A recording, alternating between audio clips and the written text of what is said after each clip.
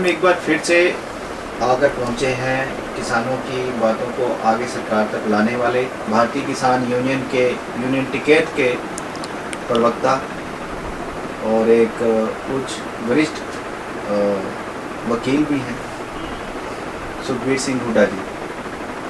तो हुड्डा जी, वेलकम आपका एक बार नमस्कार। हमारे नमस्कार। बातचीत करने के लिए। थैंक यू सो मच विनय जी, नमस्कार, thank you so much. Sir, आज आने वाली 25-26 तारीख को अप्रैल को हरियाणा में जो किसान आंदोलन पे जो लोग बैठे हुए हैं उनके लिए 5 महीने से ऊपर का वक्त हो जाएगा।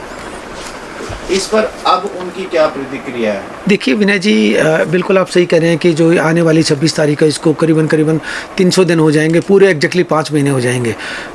स्टार्टिंग में ठीक है, सरकार ने काफ़ी मतलब 10-12 बार वार्ताओं का दौर चलाया और उनको बरगलाने की कोशिश करी और उनको थोड़ा सा डिफरेंट डायरेक्शन पर लेने की कोशिश करी या इनमें फूट डालने की कोशिश करी और कुछ सख्ती भी बरतने की कोशिश करी। लेकिन सरकार को फाइनली ये समझ में आ गया कि ये किसान है, ये भोले वाले किसान हैं, भोले लोग हैं और ये क्या कहते हैं इधर उधर की चालाकी से ये काबू नहीं आएंगे। इनके साथ अब क्या कहते हैं सरकार को दोबारा से बैठना पड़ेगा और मेरी भी विनती सरकार से यही है कि दोबारा से बातचीत स्टार्ट करें। सभी पार्टियों के लोग देखिए, डेमोक्रेसी के अंदर इतना अहंकार नहीं होना चाहिए। मेरा अहंकार से मतलब ये है कि इतना गैप नहीं होना चाहिए। वार्ताएं चाहे वो बैकडोर से चाहे फ्रंट डोर से किसी भी तरीके से बातचीत चलती रहनी चाहिए। मेरा तो यही मानना है। देखिए, अभी सरकार को सभी पार्टियों ने अप्रोच किया है, किसान भी कह रहे हैं कि आप बुलाइए मैं बातचीत के लिए, सब लोग तैयार बैठे हैं।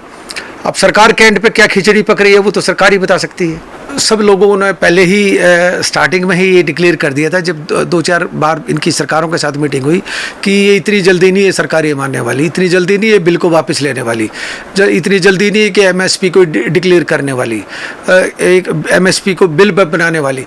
बाकी तो देखिए ऐसा है कि कानून तो अब किस तरीके से चैलेंज किए जाएंगे कोर्टों के थ्रू, इधर आप आमने सामने बैठने से और बिल पास करने से। तो किसानों ने तो सबसे पहले ये कहा कम से कम एमएसपी पे बिल बना दीजिए, उसके बाद करते हैं बात आपसे। तो उनकी कोई बात का कुछ देखिए, उसके ऊपर विनय जी प्रधानमंत्री जी ने सिर्फ ये बोला कि भाई एमएसपी था, है, रहेगा। देखिए, आज आप प्रधानमंत्री, कल आप नहीं रहेंगे, परसों मैं हो जाऊंगा, उससे नेक्स्ट डे आप हो जाएंगे। बात ये नहीं कि कानून बनाने, जैसे आपने अपने कानून बनाए उस कानून के अंदर एक बिल, एक लाइन और ऐड करवा दीजिए कि एमएसपी से नीचे कोई नहीं खरीद पाएगा और कोई खरीदेगा तो उसको सख्त सजा दी जाएगी, बस। तो उसके अलावा भी आज भी कोई किसान अपना कोई अगला निर्णय ले रहा है कि अगर ये कंटिन्यू बैठेंगे या फिर कुछ इससे बड़ा अहम मुद्दा कोई लेंगे? या देखिए विनय जी, अभी क्योंकि कटाई का टाइम आ चुका है तो इसलिए बहुत सारे किसान बारी बारी से अपने कटाई के ऊपर गए हुए हैं, क्योंकि किसानों के लिए तो ये गेहूं एक तरीके से सोने की वो होता है। किसान के लिए जो गेहूं है वो एक तरीके से सोने का रूप होता है। तो ये बारी बारी से हरियाणा पंजाब के लोग जैसे जैसे रोटेशन चल रहा है और जिस तरीके से सरकार की तरफ से भी इंडिकेशन आ रही है, ज़बरदस्ती क्या कहते हैं टोल्स के ऊपर सीआरपीएफ के थ्रू टोल्स वगैरह खुलवा रहे हैं, इनके ऊपर मैसेज भिजवा रहे हैं कि आर्मी या सीआरपीएफ लगा के आप लोगों को उठा के यहाँ से खाली करवा सकते हैं रोड। तो मेरे ख्याल से सरकार की तरफ से भी कुछ इस तरह के मैसेज आ रहे हैं। पता नहीं ये सच है या झूठ है, लेकिन लोगों के आपस की बातचीत पर चलते रहते हैं। किसान दोबारा से अब इकट्ठे हो रहे हैं क्योंकि ये कटाई का वक्त है। किसान की पूरी साल की जो पूंजी है, ये देश की जो जीडीपी है इसी के ऊपर निर्भर करती है, इसके ऊपर फोकस है, आएगा। और जैसे शांति प्रिय ऑर्गेनाइज, मैं तो कह रहा हूँ दुनिया का सबसे ऑर्गेनाइज प्रोफेशनल तरीके से वेल मैनर्ड इतने प्यार से और इतने घुल मिलजुल के और एक ना कोई द्वेष के इतना शांति प्रिय आंदोलन चलाना, ये सिर्फ किसान ही कर सकता है और किसी के बस की बात नहीं है।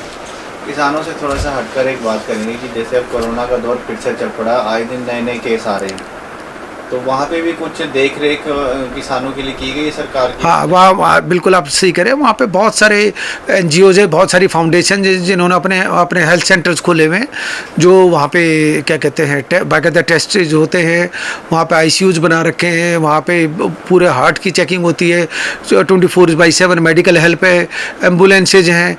देखिए, किसान वैसे भी हार्ड कम्युनिटी से आता है और जहाँ तक मेडिकल की फैसिलिटीज़ है सारी चीज़ें वहाँ पर अवेलेबल हैं और किसान बार बार चेक भी कराते रहते हैं। और आखिर में मैं आपके चैनल के माध्यम से मैं प्रधानमंत्री जी से यही विनती है, कृषि मंत्री से ये विनती है कि किसी तरीके से आप किसानों के साथ एक बार बातचीत, जो अन्नदाता है वो रोड के ऊपर बैठा हुआ है, एक सर्दी निकाल दी, अभी गर्मी निकाल रहा है, कम से कम आप उससे वार्ता तो दोबारा से एक बार जारी करें। इतना लोकतंत्र के अंदर अहंकार भी अच्छा नहीं होता है। सरकारें आती हैं, जाती हैं, चली जाती हैं, आंदोलन होते हैं, चले जाते हैं, लेकिन बातचीत जारी रखने का इतना गैप नहीं होना चाहिए, बातचीत जरूर करनी चाहिए। थैंक यू, नमस्कार। Thank you for watching NT24 News, the national Tele 24 News.